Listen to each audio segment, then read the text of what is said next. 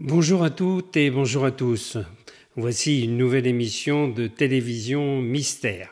Aujourd'hui, cette émission sera un petit peu particulière parce que nous allons suivre en reportage Anthony, un prêtre qui va nous expliquer en quoi consiste tout simplement la profession d'exorciste.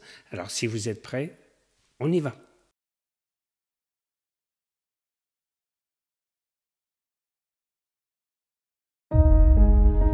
Donc là, on parle vraiment aux démons, et là, c'est violent, c'est de la colère. On voit l'exorciste, c'est mis à part la tête qui tourne à 360, le vomi et tout, c'est vraiment une décapacité du démon et un de ses jeux préférés, quoi. Dis-moi ton nom. Regarde-moi et donne-moi ton nom. Ça m'est arrivé, c'est rare hein, quand même, mais des postes de radio qui s'allument tout seuls, des coups dans les murs, ça c'est assez régulier quand même. L'exorciste, il fait rien, hein. C'est juste un lien entre le monde physique et le monde spirituel.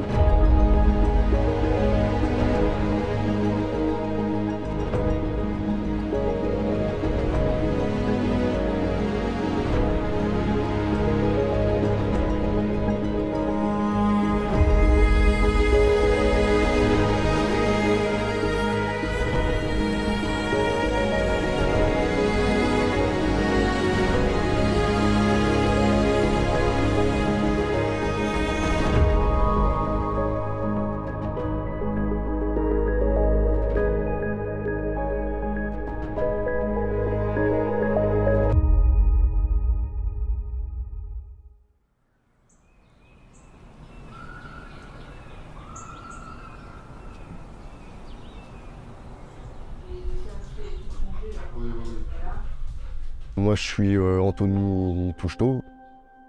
Ça fait 20 ans que je suis exorciste, délivreur d'âmes. Après, c'est une passion, c'est pas mon métier. J'ai évolué en fait dans le milieu de l'ésotérisme et puis du spirituel. Je me considère à part, c'est pour ça que je dis pas que je suis médium, parce que ça serait un bien grand mot de dire ça. Avant de passer à tout ça, je savais que j'avais du magnétisme et puis tout ce qui va avec. Et un jour, en fait, j'ai eu un accident de sport et je me suis retrouvé hospitalisé au centre de rééducation à La Rochelle pendant 1 mois et demi. J'allais dans les chambres le soir avec ceux chez qui ils avaient des hématomes, je leur faisais passer et le lendemain, ils pouvaient aller faire leur séance d'arthromoteur. Donc, ils avaient entendu dire, parce que j'en parlais de temps en temps, que je faisais du magnétisme et du coup, ça a commencé comme ça. Et une nuit, en fait, j'ai rêvé que j'étais avec mon frère et qu'il y avait des gens qui nous appelaient parce qu'ils étaient embêtés avec des âmes errantes et tout ça. Donc le lendemain, je l'appelle et puis il me dit « j'ai fait le même rêve que toi ».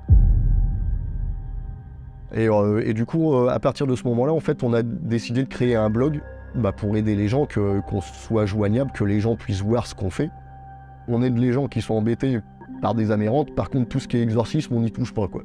C'était la barrière à pas franchir, parce que dans les années 80, 90, comme toutes les personnes qui avaient notre âge, on avait malheureusement vu L'Exorciste, le film.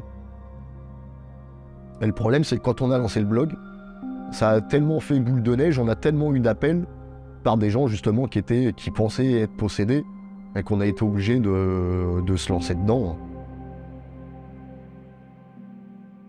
Je pensais pas tomber sur quelque chose de surnaturel en fait. C'était une dame qui m'avait appelé parce qu'elle se sentait pas bien. Elle avait besoin de quelqu'un qui puisse lui redonner de l'énergie, la faire remonter en taux vibratoire. Donc j'étais allé là-bas en fait pour lui faire une séance de magnétisme, pour enlever un peu tout ce qu'elle avait de noir sur elle, de négatif, et lui redonner de l'énergie. Et en arrivant chez elle, il se passe quelque chose, elle me dit franchement je suis pas bien chez moi, et moi déjà en arrivant il y avait toujours une pesanteur en fait, et puis là j'ai décidé en fait de faire une analyse complète Et il s'est avéré que elle avait une entité démoniaque chez elle. Pour l'épuiser et pour pouvoir passer à l'étape suivante, à la possession en fait.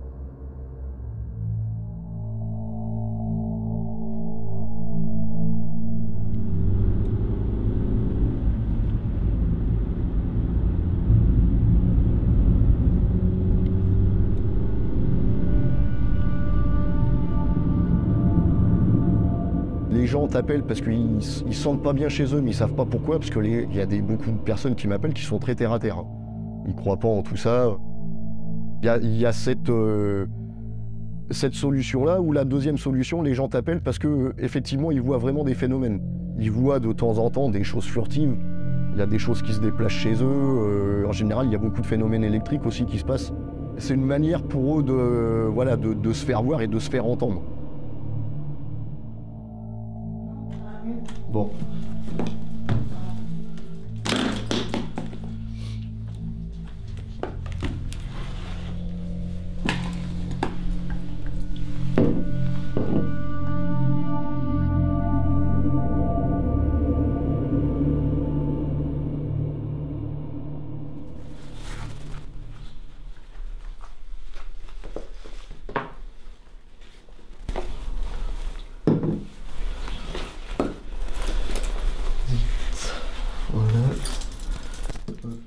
Donc soit vous pouvez rester hein, pour la bénédiction de toute manière. Voilà, dans la bénédiction de la maison, il y a une partie exorciste aussi, mais c'est vraiment pour faire partir tout ce qui aurait pu rester. On le fait pour le fun, mais vu qu'on a déjà fait l'exorcisme l'autre fois, il n'y a plus rien. Mais il est prévu dans le rituel de bénédiction. D'accord ?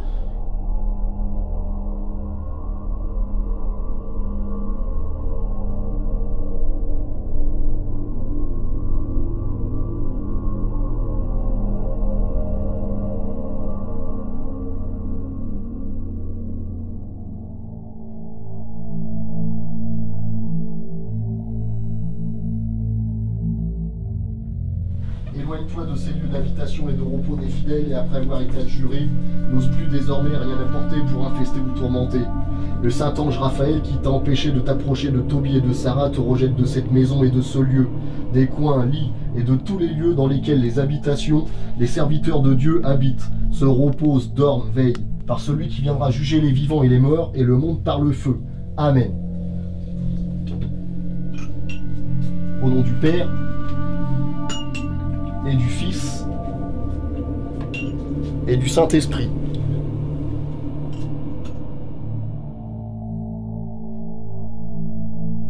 Il a vraiment, entre guillemets, nettoyé la maison. Hein. Réellement. À chaque fois, c'était proche de moi. Quand j'étais assise dans le canapé, c'était dans mon dos. Quand j'étais dans le couloir, je sentais cette espèce de présence là, épouvantable. Ces derniers temps, là, ces derniers mois, c'était continuel. Moi, je pense que c'était dedans et qu'il s'est réveillé. Pourquoi? Je sais pas. La première chose à faire, de toute manière, c'est de renvoyer les amérantes. On ne fait pas un exorcisme dans une maison parce qu'il y a une entité démoniaque. On ne va pas faire l'exorcisme de la maison s'il y a des amérantes aussi. Les amérantes, ça va les torturer, ça va pas les faire partir, ça fera partir l'entité démoniaque, mais par contre les amérantes, elles, qui n'ont rien à faire avec ce truc-là, vont être torturées, vont devenir violentes et méchantes, mais elles seront toujours là. Donc il faut systématiquement en fait faire un renvoi d'âme avant.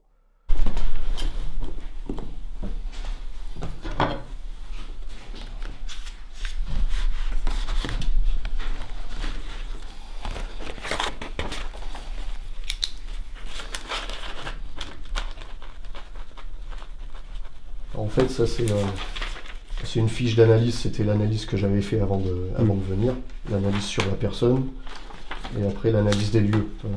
Exorcisme fait à 13h30, hein, des envoûtements fait le 28 à 13h, la bénédiction à 14h30, voilà. Enfin, début à 14h30 et fin on va dire, il était 15h, ouais 15h quoi. Donc faut faire un suivi quand même, tu peux pas faire ça comme ça. c'est quand même assez délicat. Donc, ouais, t'as les sangles de maintien. Ça, c'est sangles pour le ventre. J'aime pas trop m'en servir, mais des fois, tu peux pas faire autrement. Avec les sangles pour les poignets. Pour ta sécurité, puis pour la sécurité des personnes qui sont possédées, quoi. Pour pas qu'elles se fassent mal, parce qu'il y a quand même de la violence qui se dégage, et si tu dois faire un exorcisme et que la personne se fait mal, c'est pas le but, quoi.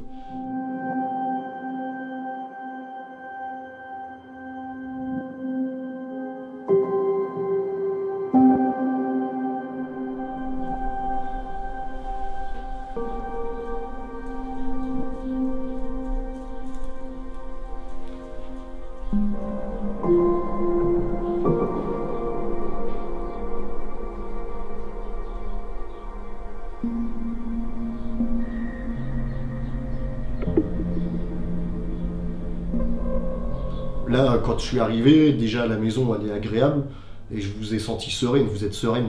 Oui, je suis. Vous êtes sereine. Oui. Vous êtes seule, c'est vous la propriétaire des lieux. Ouais. C'est plus cette personne qui était là avant, quoi. Je préviens les gens parce que l'âme qui est chez elle et qui veut pas partir parce qu'elle se trouve très bien, va redoubler d'efforts et va réussir à créer des phénomènes que la personne n'avait pas l'habitude de voir. Donc ça va vraiment être réveillé la nuit parce que les bruits sont intensifiés.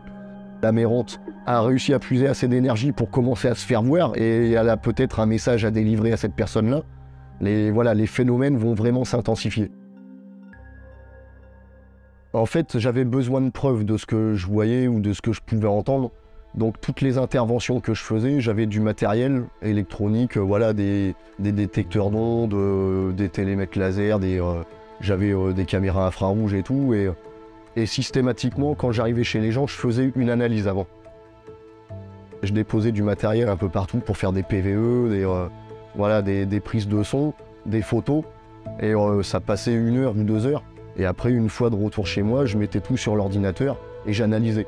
J'analysais les photos, les vidéos, les PVE que j'avais pu prendre. Et ça me confortait en fait dans ce que moi je ressentais. Parce que, oui, effectivement, j'avais des photos qui sortaient un peu du lot. Alors les orbes, on en voit pas mal, même depuis qu'on a le numérique surtout. Après les orbes, ça a fait beaucoup de polémique scientifiquement. Il y en a qui ont prouvé scientifiquement que c'était de la poussière, mais d'autres scientifiques ont prouvé effectivement que c'était de l'énergie. Tu vois après les différences entre de la poussière, des grosses poussières, parce que tu es dans des environnements où il y a des courants d'air et où c'est assez sale et ça vole, d'avec de l'énergie. On n'arrive pas à savoir encore si c'est de l'énergie positive ou négative. Ça, après, au fil du temps, j'ai laissé de côté parce que c'est beaucoup de temps à prendre. Déjà, quand on fait un exorcisme dans une maison, suivant la taille de la maison, de toute manière, même si elle fait 50 mètres carrés, ça va prendre au minimum une demi-heure. Tout dépend de ce qu'on va y faire. Si c'est pour envoyer des âmes, si c'est vraiment pour quelque chose de démoniaque ou pas.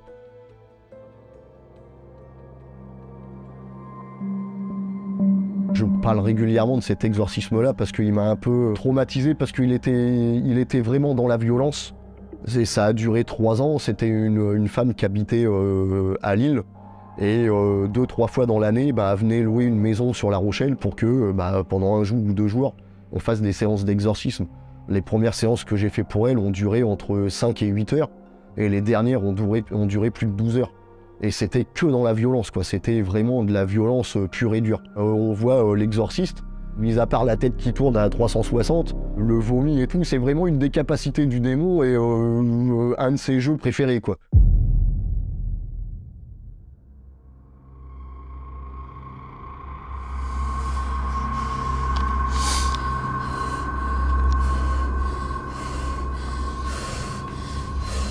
Donne-moi ton nom tout de suite afin que tu sortes de cette servante de Dieu. Donne-moi ton nom tout de suite. Donne-moi ton nom. C'est Dieu qui te le commande. C'est Jésus qui te le commande. Le Saint-Esprit te le commande. Dis-moi quel est ton nom. Tout de suite. Dis-moi ton nom. Dis-moi ton nom. Tout de suite, on sort de cette créature. Donne-moi ton nom. Une possession, ça se passe toujours en 3 étapes.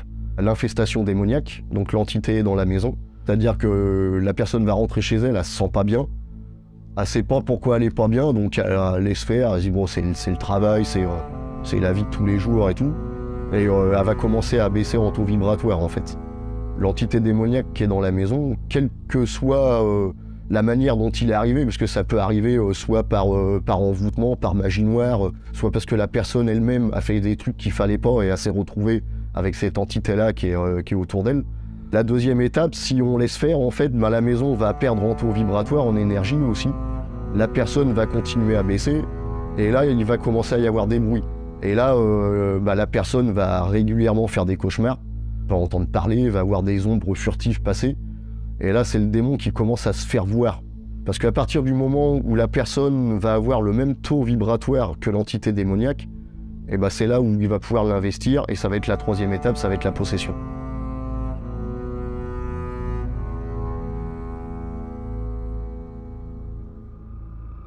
Je vois une tache qui se balade, je vois un point noir qui se balade devant moi, je vois clairement là. Ouais. Alors, c'est Argos ou c'est Maloc? Ça suffit, je suis pas Argos, je suis pas Maloc. Comment tu peux savoir qui je suis? Tu es Maloc? Je viens d'un haut gradé. Dis-moi quel est son nom? Je sais pas. Quel Nous est ton faisons président? subir aux humains ce que nous ont fait. Nous n'aimons pas les humains. Je veux plus parler avec toi, j'avance pas avec toi. Oui, allô? Oui. Ouais. Dans les démons, il y a une hiérarchie. C'est comme dans la hiérarchie des anges, il y a les archanges, il y a les séraphins, voilà. Il y a toute une hiérarchie dans les démons, et chaque démon connu, répertorié, en fait, a une armée qui travaille pour lui. Tant qu'ils n'ont pas donné leur nom d'eux-mêmes, on ne peut pas les faire partir.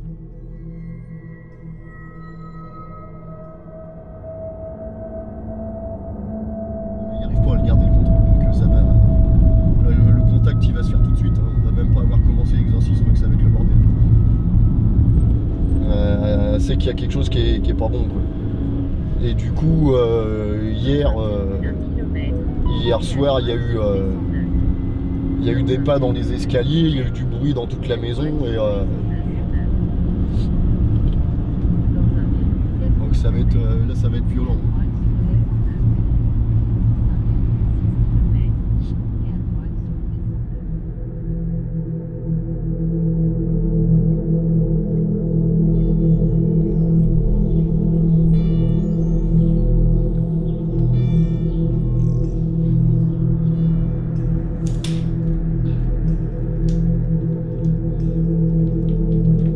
Quand on fait un exorcisme, c'est de pousser le démon à donner son nom.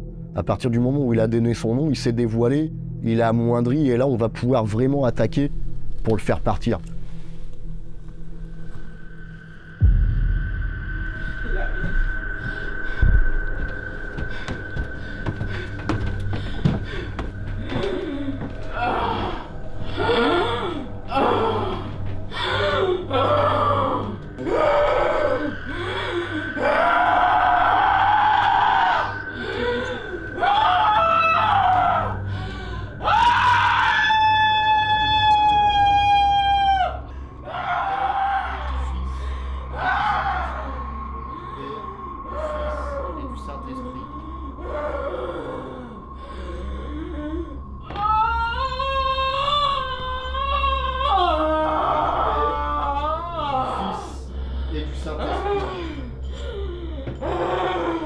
Malin, es-tu là?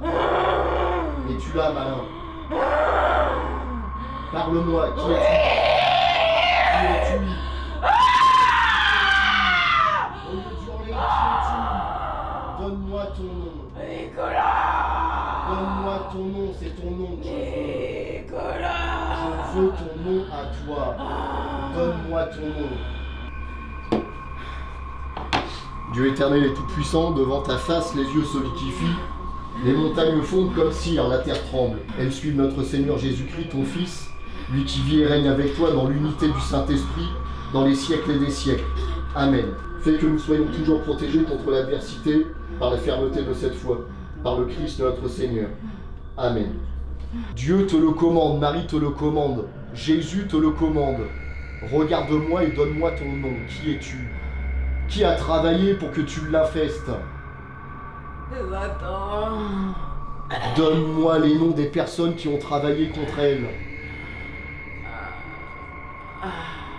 Donne-moi les personnes qui ont travaillé contre elle. Dis-moi qui a fait un pacte avec toi, avec Satan pour t'envoyer sur elle.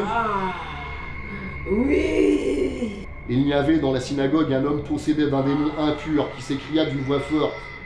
Laisse qu'il y a entre nous et toi, Jésus de Nazareth.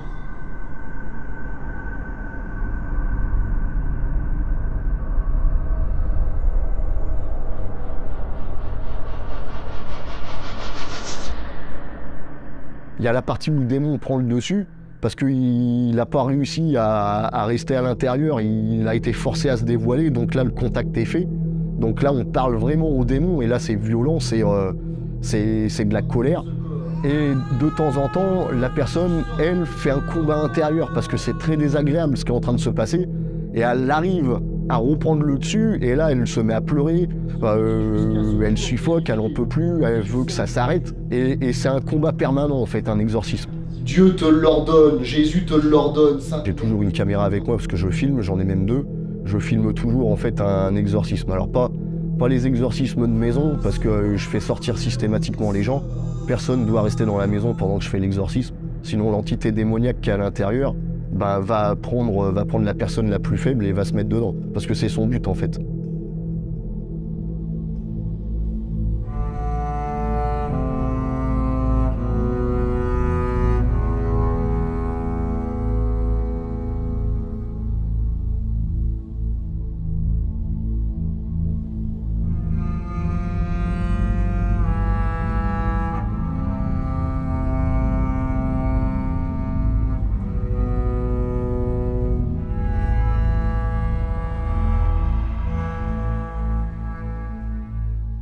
Un exorcisme, c'est religieux.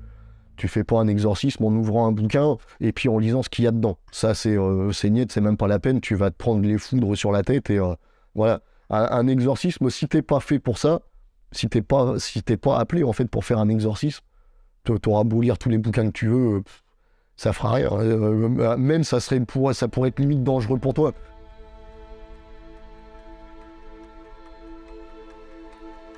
Comme type de phénomène, le plus souvent, c'est souvent des amérantes et beaucoup d'enfants. Une amérante, en fait, elle est là, mais elle sait pas, en fait, qu'il y a quelqu'un qui vit dans la maison. C'est un peu une prison. Je prends l'exemple des enfants. En fait, quand on est confronté à une âme d'enfant, l'enfant, en fait, il va décéder soit par accident ou par maladie.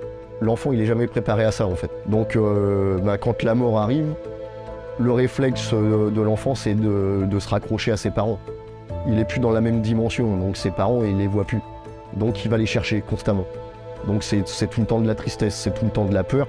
Et les enfants, c'est assez compliqué parce que même quand tu fais un renvoi d'âme d'enfant, t'as beau les inciter à partir dans la lumière, en fait, ils ont peur.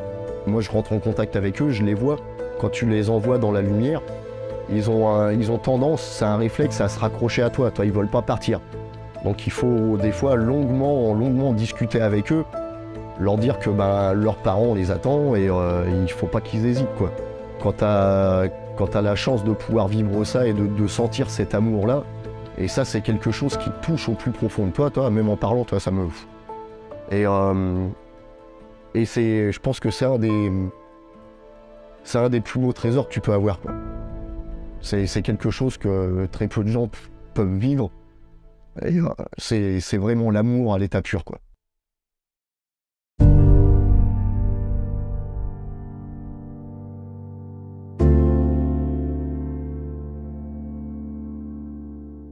J'aime pas mélanger la religion et la foi.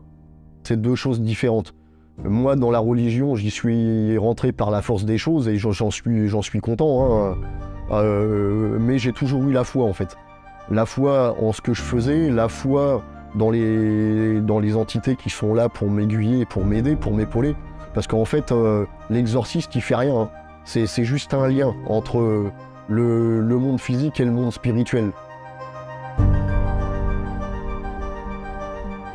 À chaque intervention, il y a des choses que je vais réussir à faire, parce que je les connais. Et il y a des choses où je me dis, là j'ai loupé un truc, il va falloir que je m'améliore là-dedans et que j'apprenne des choses. Mais t'apprends de toute manière.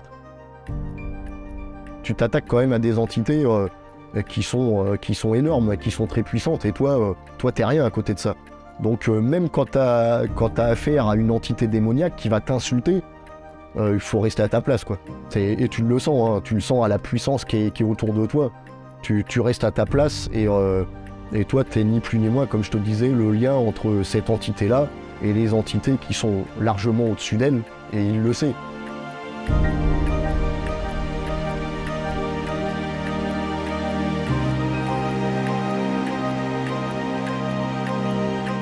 Là, tu vois, on est en train de parler. Pour moi, c'est un monde physique, c'est un monde matériel.